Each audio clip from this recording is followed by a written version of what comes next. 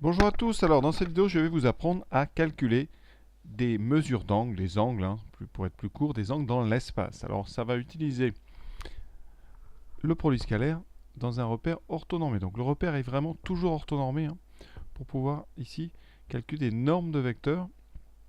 Donc on va tout de suite relire le texte. Donc je vous donne les coordonnées de 3 points, IJK, et on vous demande, on est dans l'espace, donc quel est l'angle IJK. Donc quelle est la mesure d'angle IJK, et il faudra la donner au degré près parce que on va tomber sur des cosinus un petit peu tordus. Donc on aura besoin de la machine pour donner une valeur approximative de cet angle. Donc d'abord, comment fait-on?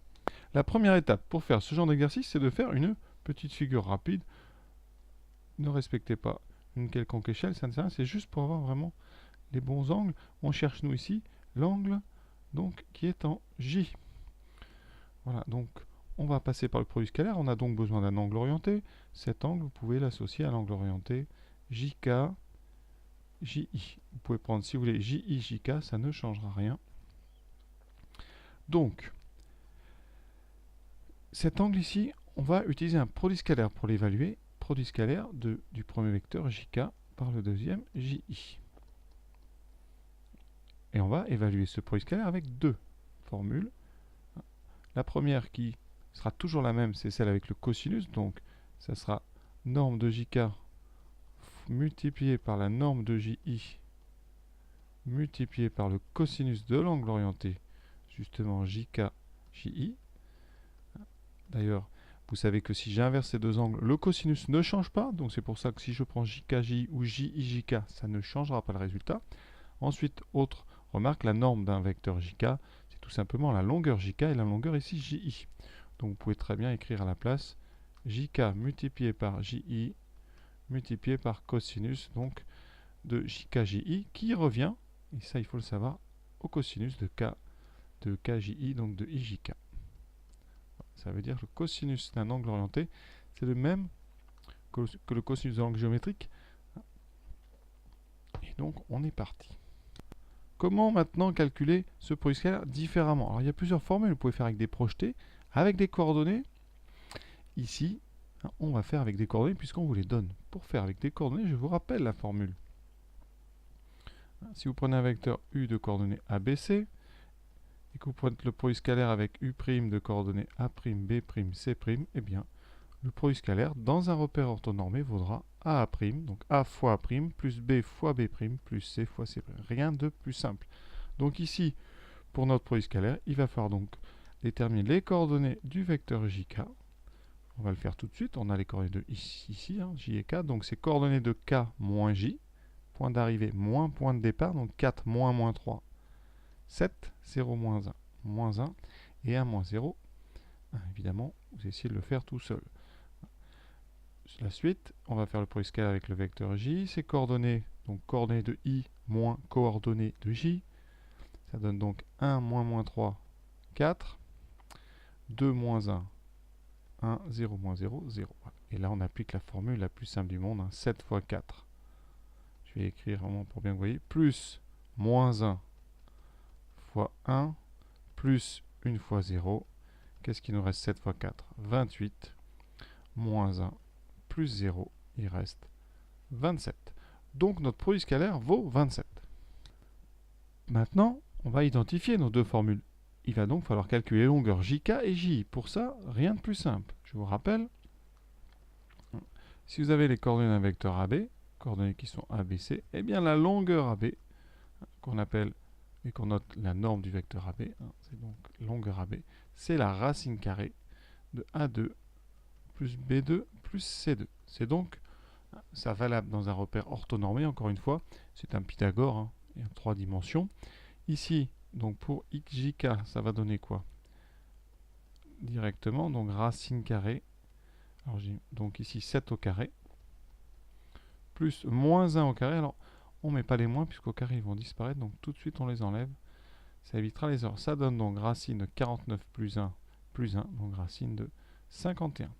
On va garder ça. Ici, je vais l'écrire dessous. Donc, petite, donc racine de 51 multiplié par donc la longueur JI, la même formule, racine carrée donc 4 au carré, plus 1 au carré, plus 0 au carré, ce qui me donne racine de 16, plus 1, racine de 17. Donc ici, fois 17. Alors ça tombe bien parce que 51, c'est 3 fois 17. Ici, fois cosinus IJK. Voilà, on va maintenant identifier. Identifier, ça veut dire qu'on écrit donc, racine de 51 fois racine de 17 fois le cosinus qu'on recherche, enfin de l'angle qu'on cherche, égale à 27. Voilà. Et donc, le cosinus de IJK, c'est donc notre produit scalaire 27 divisé par racine de 51 fois racine de 17. Alors, qu'est-ce qu'on peut faire là? Pas grand-chose. On va quand même juste enlever les racines carrées. Pourquoi? Parce que 51, c'est 3 fois 17. Donc ici, vous aurez racine de 3 fois racine de 17 fois racine de 17. Et donc, il vous reste 27 divisé par donc, racine de 3 fois 17. Voilà. Et normalement, on a l'habitude de faire monter les racines carrées, ce qui donnera 27 racines de 3 sur 3 fois 17, donc sur 51. Je vous laisse vérifier. Alors, on peut diviser 27 et 51 par 3. Donc, dernière petite simplification. Ça donne 9 racines de 3 sur 17. Voilà. Maintenant, on va prendre la calculatrice et on va utiliser la fonction arc cosinus ou cos-1 selon les modèles. Pour ça, je vais prendre la première calculatrice qui me vient sous la main. Donc, ici, une calculatrice collège, ça suffira largement. Donc, on fait 9 fois racine de 3. Voilà, et on divise par 17. On valide et on va prendre le cosinus moins 1. Donc ici, vous voyez, arc cosinus donc, de notre réponse précédente. Voilà. Ici, on est en degrés, en pratique, et ça donne donc 23,51. Si on arrondit, ça fera donc au plus près, on va écrire 24 degrés. Donc IJK est à peu près 24 degrés. Voilà. Maintenant, eh bien, je vous laisse essayer de faire KIJ tout seul. Alors on est parti, on va aller un petit peu plus vite, je ne vais pas rappeler les formules. Donc notre question de première étape, petit dessin, pour repérer. Donc vous savez que le cosinus de KIJ, ça sera le même que le cosinus de l'angle orienté. Donc l'angle étant I, donc ça sera IJIK. Voilà. Donc on va calculer le produit scalaire IJ avec IK. Donc j'ai besoin des coordonnées de IJ et celles de IK. On va les refaire. Donc IJ, J-, c'est donc J-, I, moins 3, moins 1. Moins 4, 1, moins 2, moins 1, 0. IK, on commence par K, K moins 1, 3, 0, moins 2, moins 2, et 1. On fait donc moins 4 fois 3, moins 12, moins 1 fois moins 2, plus 2, plus 0. Il reste moins 10. Voilà, première étape. Vous voyez, ça va assez vite. Deuxième étape, on a besoin des longueurs IJ et IK. Alors IJ, je l'ai déjà calculé tout à l'heure, c'est racine de 17, c'est la même que JI.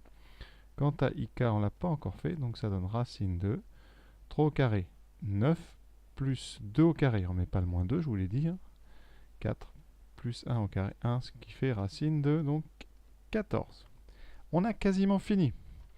D'après la formule qu'on a donnée tout à l'heure, donc le cosinus qu'on cherche, donc le cosinus de K, IJ, ça sera le produit scalaire qu'on a trouvé, moins 10, divisé par le produit des deux normes. Racine de 17 fois racine de 14. Alors là, vous pouvez simplifier si vous voulez. Ça donnera donc moins 10 fois racine de 17 fois racine de 14 sur 17 fois 14. Alors, ça n'a pas un grand intérêt de changer, donc à la machine, je vais me contenter en général ici, parce que l'intérêt, c'est quand même d'avoir l'angle. Donc tout de suite, la calculatrice, on obtient, vous voyez, à peu près 130 degrés. KIJ est à peu près de 130 degrés. On a un cosinus négatif ici, donc c'est normal. Cosinus négatif, on a un angle obtus, donc plus grand que 90 degrés. Je rappelle ici, sur un angle, le cosinus, donc vous avez 1 moins 1. Tout à l'heure, on avait un cosinus positif, donc on est dans la première partie, on est entre 0 et 90. Dès que le cosinus est négatif, on est entre 90 degrés et 180, donc sur un angle obtus. Alors, la vidéo est terminée, enfin en tout cas l'exercice. Si vous voulez par sécurité, comme ça on va calculer le troisième angle et On verra si la somme fait à peu près 180. Donc très vite, gamma, c'est JKI. J'ai donc besoin du produit scalaire KI, KJ. Donc on est parti tout de suite, hein. On essaie d'aller vite maintenant. Donc KI. Alors coordonnée de I moins K, donc 1 moins 4, moins 3, 2 moins 0, 2, 0 moins 1, moins 1. KJ, coordonnée de J moins K, moins 3, moins 4, moins 7, 1 et 0 moins 1, moins 1. Ce produit scalaire, 3 fois 7, 21, plus 2, plus 1, ce qui fait 23, donc 24. Ensuite, les longueurs, on les a déjà, donc c'est pour ça que là ça va aller très vite. Donc directement le cosinus qu'on cherche. Voilà, ça donne donc produit scalaire d'abord, divisé par le produit des longueurs. Alors la première c'est KI, donc c'est racine de 14, fois KJ, racine de 51. On prend tout de suite la calculatrice pour trouver l'angle. Donc JKI est à peu près, et vous voyez, on trouve à peu près 26 degrés. Alors est-ce que c'est cohérent avec ce qu'on avait trouvé? Rappel. On avait trouvé à peu près 24 pour le premier et 130 degrés pour le deuxième. Est-ce que la somme fait 180? Donc 130 plus 24, donc ça fait 154 plus 26. Effectivement, on trouve 180. Alors, je ne dis pas que c'est une preuve, hein, mais voilà, pour vous montrer quand même que ça tient la route. Et donc dans l'espace, de toute façon, quand vous prenez un triangle, on est inscrit dans un plan, puisque 3 points sont toujours coplanaires. Donc vous avez quand même toujours cette propriété. La somme des angles d'un triangle, c'est toujours 180 degrés. Voilà, exercice important quand même, parce que c'est des points très vite récupérés et très facilement si on sait faire. Voilà, j'espère que ça vous a plu. À très bientôt.